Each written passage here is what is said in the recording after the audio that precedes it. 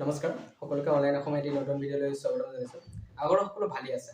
এই ভিডিঅ'টোৰ জৰিয়তে আমি দশম শ্ৰেণীৰ যি সমাজ বিজ্ঞান বিষয়টো আছে তাৰ যোনটো নেকি ভূগোল পাৰ্ট, সেই ভূগোল পাৰ্টৰ 4 নম্বৰ যোনটো চেপ্টাৰ হয় অসমৰ ভূগোল বুলি, তাৰ 4.2 যোনকি য'ত নেকি অসমৰ পৰিবহণ ব্যৱস্থাটোৰ বিষয়ে গোটেইখিনি কথা আছে, তাৰ গোটেইখিনি ইম্পৰ্টেণ্ট কুৱেশ্যন এনচাৰ তোমালোকে এই ভিডিঅ'টোৰ জৰিয়তে দিবলৈ চেষ্টা কৰিম।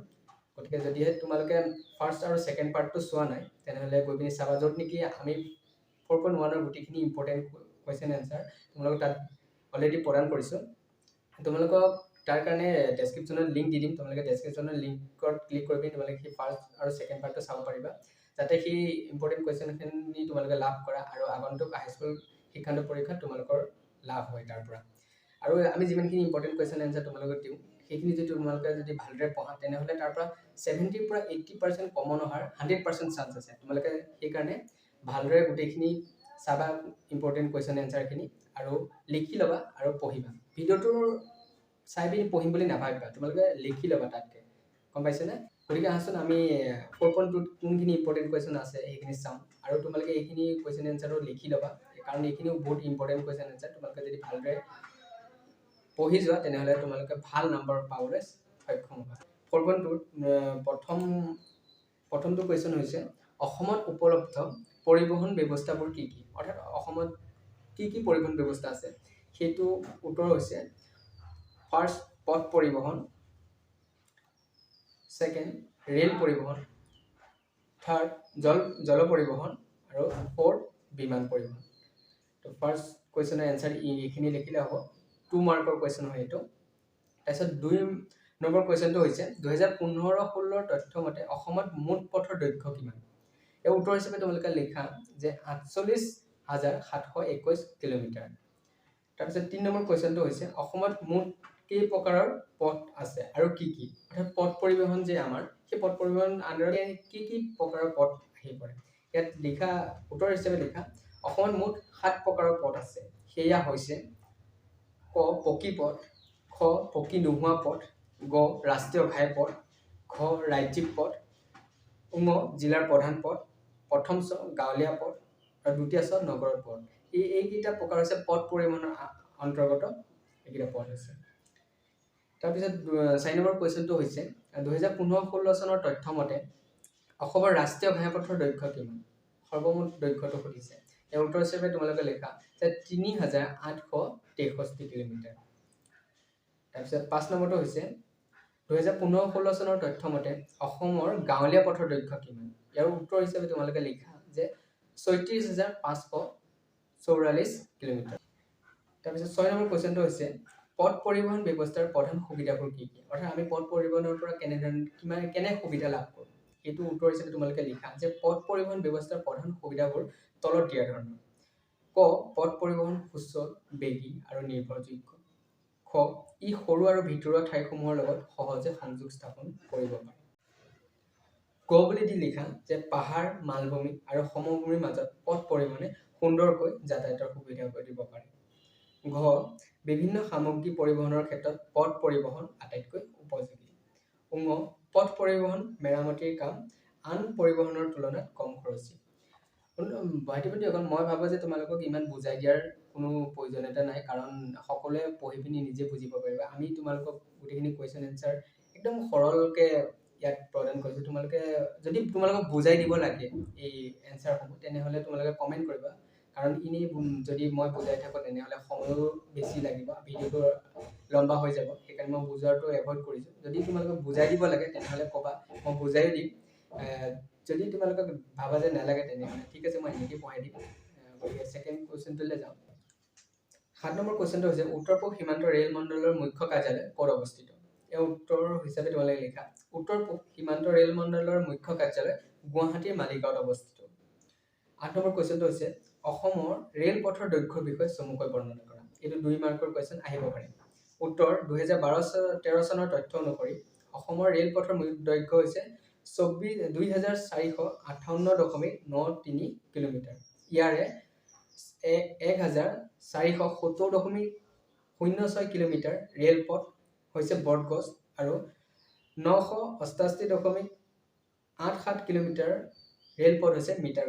ইয়াত অলপ লিখোঁতে এডিটিং কৰোঁতে অলপমান মিষ্টেক হৈছে তোমালোকে 1470.06 কিলোমিটাৰ হয় এইটো তাৰপিছত 988.87 কিলোমিটাৰ হয় এইটো শুদ্ধ কৰি ল'বা তাৰ কাৰণে আমি ক্ষমা খুজিছোঁ তাৰপিছত 9 নম্বৰ কুৱেশ্যনটো হৈছে অসম কোনটো ৰেল মণ্ডলৰ অন্তৰ্গত উত্তৰ হিচাপে তোমালোকে লিখা যে উত্তৰ পূব সীমান্ত ৰেল মণ্ডলৰ অন্তৰ্গত তাৰপিছত 10 নম্বৰ কুৱেশ্যনটো হৈছে ৰেল পৰিবহণ ব্যৱস্থাৰ সুবিধাবোৰ কি কি ইয়াৰ উত্তৰ হিচাপে তোমালোকে লিখা যে ৰেল পৰিবহণ ব্যৱস্থাৰ সুবিধাবোৰ হ'ল ক দীৰ্ঘ দূৰত্বৰ ক্ষেত্ৰত যাত্ৰী আৰু বা বস্তু কঢ়িয়াই নিয়াৰ বাবে ৰেল পৰিবহণ ব্যৱস্থা সুচল আৰু নিৰ্ভৰযোগ্য তাৰপিছত খ হৈছে ৰেল পৰিবহণ ব্যৱস্থা সম্প্ৰসাৰণৰ ফলত অসমত নিয়োগ সৃষ্টি হৈছে অৰ্থাৎ আমাৰ এমপ্লয়মেণ্ট খিনি যোনখিনি জব ভেকেঞ্চি ওলাইছে যাৰ কাৰণে আমাৰ আনএমপ্লয়মেণ্ট দাদা বাইদেউ বা ভণ্টি ভাইটিসকলে তাত নিয়োগৰ সুবিধা পাইছে তাৰপিছত গ বুলি দি লিখা যে অসমৰ অৰ্থনৈতিক উন্নয়নৰ বাবে প্ৰয়োজনীয় সম্পদ পৰিবহণৰ ক্ষেত্ৰত ৰেল পৰিবহণ ব্যৱস্থাই গুৰুত্বপূৰ্ণ ভূমিকা পালন কৰি আহিছে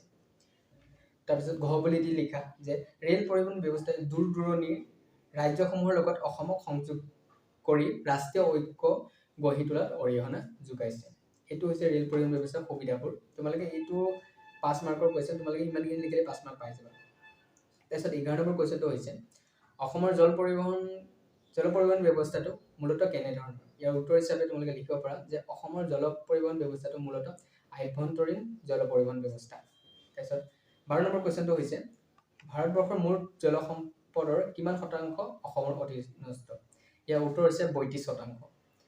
তাৰপিছত 13 নম্বৰ কুৱেশ্যনটো হৈছে ব্ৰহ্মপুত্ৰৰ জলপথটিৰ দৈৰ্ঘ্য কিমান আৰু ই ক'ৰ পৰা ক'ৰলৈকে বিস্তাৰিত হৈ আছে ইয়াৰ উত্তৰ হিচাপে তোমালোকে লিখা যে ব্ৰহ্মপুত্ৰৰ জলপথটিৰ দৈৰ্ঘ্য হৈছে 891 কিলোমিটাৰ আৰু ই শদিয়াৰ পৰা ধুবুৰীলৈকে বিস্তাৰিত হৈ আছে তাৰপিছত 14 নম্বৰ কুৱেশ্যনটো হৈছে দেশৰ দ্বিতীয় ৰাষ্ট্ৰীয় জলপথটিৰ নাম কি আৰু কেতিয়া এই জলপথটিক দ্বিতীয় ৰাষ্ট্ৰীয় জলপথ হিচাপে স্বীকৃতি প্ৰদান কৰিছে ইয়াৰ উত্তৰ হিচাপে তোমালোকে লিখা যে ব্ৰহ্মপুত্ৰৰ নব্য জলপথটি হৈছে দেশৰ দ্বিতীয় ৰাষ্ট্ৰীয় জলপথ যাক 1988 চনত দ্বিতীয় ৰাষ্ট্ৰীয় জলপথ হিচাপে স্বীকৃতি দিয়া হৈছিল হ'ল নহয় তাৰপিছত যাওঁ 15 নম্বৰ কুৱেশ্যনটোলে 15 নম্বৰ কুৱেশ্যনটো হৈছে অসমত জল পৰিবহণ ব্যৱস্থাৰ উন্নতিৰ হকে কাম কৰি থকা দুটা চৰকাৰী সংস্থাৰ নাম লিখা ইয়াৰ উত্তৰ হৈছে কেন্দ্ৰীয় আভ্যন্তৰীণ জল পৰিবহণ নিগম আৰু আভ্যন্তৰীণ জল পৰিবহণ সঞ্চালকালয় এইটো 2 মাৰ্কৰ কুৱেশ্যন তোমালোকে এইটো চাবা ইম্পৰ্টেণ্ট কুৱেশ্যন হয় আহিব পাৰে 16 নম্বৰ কুৱেশ্যনটো হৈছে অসমৰ আভ্যন্তৰীণ জল পৰিবহণৰ সুবিধাসমূহ বৰ্ণনা কৰা ইয়াৰ উত্তৰ হিচাপে তোমালোকে লিখিব পাৰা যে অসমৰ আভ্যন্তৰীণ জল পৰিবহণৰ সুবিধাসমূহ হৈছে ক অন্য পৰিবহণৰ তুলনাত জল পৰিবহণত ইন্ধনৰ খৰচ কম অৰ্থাৎ তেল বা অইল কমকৈ লাগে গধুৰ মালবস্তু পৰিবহণৰ ক্ষেত্ৰত জল পৰিবহণ ব্যৱস্থা অতি উপযোগী এইটো ছেকেণ্ড পইণ্ট তাৰপিছত থাৰ্ড পইণ্ট হৈছে প্ৰদূষণৰ সমস্যা নাই তাৰপিছত ফ'ৰ্থ পইণ্টটো হৈছে ৰাস্তা নিৰ্মাণ মেৰামতি আদি সমস্যাৰ পৰা মুক্ত অৰ্থাৎ পানীটো হৈছে আমাৰ প্ৰাকৃতিক এইটো পথ হয় আমাৰ তাত কোনো ধৰণৰ মেৰামতিৰ কোনো প্ৰশ্নই নুঠে তাৰপিছত ফিফ্থ পইণ্টটো হৈছে প্ৰাকৃতিক দুৰ্যোগৰ সময়ত গুৰুত্বপূৰ্ণ ভূমিকা পালন কৰে এইকেইটা হৈছে অসমৰ জল পৰিবহণৰ সুবিধাসমূহ তোমালোকে ইমানখিনি লিখিলে হ'ব বেছি লিখিব লগা নাই এইটো 5টা পইণ্ট দিছোঁ 5টা পইণ্ট তুমি যদি লিখি দিয়া তেনেহ'লে 4 বা 4.5 পোৱাৰ সম্ভাৱনা 100% চিয়ৰ তাৰপিছত অসমৰ জল পৰিবহণৰ বিষয়ে এই চুমু টোকা লিখা এইটো 17 নম্বৰ কুৱেশ্যন এইটো কমচে কম 4 নম্বৰ বা 5 নম্বৰ কুৱেশ্যন হয় মাৰ্কৰ কুৱেশ্যন হয় তোমালোকে লিখি লোৱা যে অসম হৈছে এখন নদী প্ৰধান ৰাজ্য অসমৰ জল পৰিবহণ ব্যৱস্থাটো মূলত আভ্যন্তৰীণ জল পৰিবহণ ব্যৱস্থা ভাৰতৰ মুঠ জল সম্পদৰ 32% অধিকাৰী ব্ৰহ্মপুত্ৰ বৰাক আৰু ইয়াৰ উপনৈসমূহে মিলি বিস্তৃত জলপথৰ সৃষ্টি কৰিছে অৰ্থাৎ আৰু জলপথবোৰ কোনে কোনে সৃষ্টি কৰিছে ব্ৰহ্মপুত্ৰ বৰাক আৰু তাৰ উপনৈসমূহে অসমত মুঠ দুটা জলপথ আছে সেইকেইটা হ'ল শদিয়াৰ পৰা ধুবুৰীলৈকে থকা 891 কিলোমিটাৰ দৈৰ্ঘ্যৰ ব্ৰহ্মপুত্ৰৰ নব্য জলপথ আৰু বৰাকৰ 121 কিলোমিটাৰ নব্য জলপথ ইয়াৰে ব্ৰহ্মপুত্ৰ নব্য জলপথটো 1988 চনত ভাৰতৰ দ্বিতীয়টো ৰাষ্ট্ৰীয় জলপথ ৰূপে ঘোষণা কৰাৰ বিপৰীতে বৰাক নদীৰ ওপৰত থকা জলপথটো 2013 চনত ভাৰত চৰকাৰে ষষ্ঠ ৰাষ্ট্ৰীয় জলপথ ৰূপে স্বীকৃতি দিছে এই জলপথ দুইটাই সমগ্ৰ উত্তৰ পূৰ্বাঞ্চলৰ অৰ্থনৈতিক উন্নয়নত অৰিহণা যোগাই আছে ইয়াৰে অসমত জল পৰিবহণ ব্যৱস্থাৰ উন্নতিৰ অৰ্থে দুটা চৰকাৰী সংস্থাই কাম কৰি আছে তাৰে এটা হৈছে কেন্দ্ৰীয় আভ্যন্তৰীণ জল পৰিবহণ নিগম আৰু আনটো হৈছে আভ্যন্তৰীণ জল পৰিবহণ সঞ্চালকালয়। এইটো হৈছে এই প্ৰশ্নটোৰ উত্তৰ। তোমালোকে ইমানখিনি লিখিলে হ'ব। ইয়াৰ দুটামান স্পেলিং অলপমান ভুল হৈ আছে, কাৰণ আমি এডিটিং কৰোঁতে ইমানখিনি চাই থাকিব অলপমান প্ৰব্লেম হয়। তোমালোকে সেইখিনি শুদ্ধ কৰি ল'বা, তাৰ বাবে আমি আকৌ ক্ষমা খুজিছোঁ। নেক্সট ভিডিঅ'ৰ পৰাই আমি সম্পূৰ্ণ ধ্যান ৰাখিম যাতে বেছি ভুল নহয়। তাৰপিছত 18 নম্বৰ কুৱেশ্যনটো হৈছে অলপমান ইম্পৰ্টেণ্ট কুৱেশ্যন হয়, তোমালোকে এইটো প্লিজ নোট কৰি ল'বা। 18 নম্বৰ কুৱেশ্যন হৈছে পৰিবহণ ব্যৱস্থাই অসমৰ অৰ্থনৈতিক উন্নতিক কিদৰে সহায় কৰিছে, চমুকৈ আলোচনা কৰা। ইয়াৰ উত্তৰ হিচাপে তোমালোকে লিখা যে পৰিবহণ ব্যৱস্থা হৈছে অৰ্থনৈতিক উন্নয়নৰ এটি গুৰুত্বপূৰ্ণ কাৰণ। সুপৰিবহণ ব্যৱস্থাই নানান অঞ্চলৰ মাজত সংযোগ স্থাপন কৰাৰ উপৰি সম্পদ, জ্ঞান আৰু সভ্যতা সংস্কৃতিৰ আদান প্ৰদানত সহায় কৰে। অসম হৈছে উত্তৰ পূব ভাৰতৰ দুৱাৰমুখ। এই দুৱাৰমুখৰ জৰিয়তে সমগ্ৰ উত্তৰ পূৰ্বাঞ্চল বা উত্তৰ পূব ভাৰতৰ ৰাজ্যসমূহৰ সৈতে সংলগ্ন হৈ আছে। সমগ্ৰ উত্তৰ পূব ভাৰতৰ অন্য ৰাজ্যসমূহৰ সৈতে কি হৈছে সংলগ্ন হৈ আছে। সেয়েহে অসমৰ পৰিবহণ ব্যৱস্থাৰ ওপৰত সমগ্ৰ উত্তৰ পূৰ্বাঞ্চলৰ অৰ্থনৈতিক উন্নতিৰ নিৰ্ভৰশীল। অসমত পৰিবহণ ব্যৱস্থাই ভালেখিনি সুবিধা প্ৰদান কৰিছে। অসমত পথ পৰিবহণ, জল পৰিবহণ, ৰেল পৰিবহণ আৰু বিমান পৰিবহণ ব্যৱস্থাই চুকে কোণে থকা ঠাইবোৰৰ মাজত সংযোগ ঘটাই ৰাজ্যখনৰ আভ্যন্তৰীণ অৰ্থনীতি বৃদ্ধিত অৰিহণা যোগাইছে। পৰিবহণ ব্যৱস্থাই গাঁওবিলাকক চহৰৰ সৈতে আৰু ভিতৰুৱা কিছুমান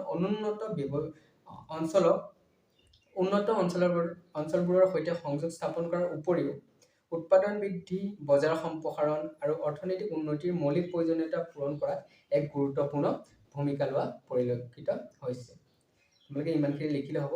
তাৰপিছত 19 নম্বৰ কুৱেশ্যনটো হৈছে অসমৰ পৰিবহণ ব্যৱস্থাৰ উন্নয়নৰ অন্তৰায় হিচাপে দেখা দিয়া 5টা প্ৰধান কাৰক। তাৰ উত্তৰ হিচাপে তোমালোকে লিখা যে অসমৰ পৰিবহণ ব্যৱস্থা উন্নয়নৰ অন্তৰায় হিচাপে দেখা দিয়া 5টা প্ৰধান কাৰণ হৈছে ক পাহাৰ, পৰ্বত, সমভূমি, মালভূমি, প্লাৱনভূমি, জলাশয় আদিৰে বৈশিষ্ট্যপূৰ্ণ অসমৰ ভিন্ন ভূ প্ৰকৃতিৰ বাবে যাতায়াত ব্যৱস্থা সম্প্ৰসাৰণৰ ক্ষেত্ৰত যথেষ্ট অসুবিধা হৈছে। অৰ্থাৎ আমাৰ যোনটো ভূ প্ৰকৃতি হয় এইটো নেকি অলপমান ডিফাৰেণ্ট হয় বেলেগ ৰাজ্যসমূহৰ তুলনাত। সেইবাবে আমাৰ সেই কাৰণেও আমাৰ পৰিবহণ ব্যৱস্থাটো উন্নয়নৰ ক্ষেত্ৰত অলপমান অসুবিধা হৈছে। তাৰপিছত খ হৈছে খন বুলি দি লিখা যে বাট পথ নিৰ্মাণ আৰু মেৰামতিৰ বাবে অসমৰ মাটিৰ গুণাগুণ ঠাই বিশেষে সিমান উপযুক্ত নহয়। তাৰোপৰি বাৰিষা কালত হোৱা প্ৰচুৰ বৰষুণৰ বাবে বাট পথ সহজে নষ্ট হয়। আকৌ বাট পথ নিৰ্মাণৰ ক্ষেত্ৰত উপযুক্ত আধুনিক কৌশল আৰু প্ৰযুক্তি ব্যৱহাৰ নকৰাৰ ফলত কম দিনৰ ভিতৰতে বাট পথৰ অৱস্থা শোচনীয় হয়। কি বুলি ক'লে যে আমাৰ ইয়াত বাট পথ সকলো ঠাইতে বাট পথ নিৰ্মাণৰ বাবে যোনখিনি লাগে মাটিৰ গুণাগুণ সকলো ঠাইতে সমান হয়। আৰু আমাৰ ইয়াত বৰষুণৰ পৰিমাণ বহুত বেছি হয়। তাৰ কাৰণে বাৰিষা কালত কি বানপানী হয়। তাৰ কাৰণে আমাৰ পৰিবহণ ব্যৱস্থাটো অলপমান উন্নয়নৰ ক্ষেত্ৰত তল পৰি আছে বেলেগ ৰাজ্যসমূহৰ তুলনাত। তাৰপিছত আমাৰ ৰাস্তা পথ বনোৱাৰ কাৰণে আধুনিক বা প্ৰযুক্তি ব্যৱহাৰ কৰা ইমান হোৱা নাই। সেইবাবেও আমাৰ পৰিবহণ ব্যৱস্থাটো অলপমান তল পৰি আছে। গ বুলি দি লিখা যে অসম ভাৰতৰ সৈতে অতি ঠেক ভূখণ্ডৰে সংলগ্ন হৈ আছে, যাৰ বাবে পৰিবহণ ব্যৱস্থা উন্নয়নৰ ক্ষেত্ৰত পিছ পৰি থকা পৰিলক্ষিত হৈছে। ঘ বুলি দি লিখা যে ঔদ্যোগিক ক্ষেত্ৰত পিছ পৰি থকাৰ বাবে পৰিবহণ ব্যৱস্থাটো অনুন্নত হৈ আছে। অৰ্থাৎ ঔদ্যোগিক ক্ষেত্ৰত আমি পিছ পৰি আছো। আমাৰ কেঁচা সামগ্ৰী বহুত আছে, কিন্তু আমি সেইখিনি ভালদৰে ইউজ কৰিব পৰা নাই, যাৰ কাৰণে আমি উদ্যোগিক ক্ষেত্ৰত অতিকৈ পিছপৰা বেলেগ ৰাজ্যৰ ক্ষেত্ৰৰ তুলনাত। তাৰপিছত উঙ বুলি দি লিখা যে পৰ্যটন উদ্যোগটো বিকাশৰ সম্ভাৱনা আছে যদিও তাৰ উন্নয়নত গুৰুত্ব নিদিয়াৰ বাবে পৰিবহণ ব্যৱস্থাটো উন্নত হোৱা নাই।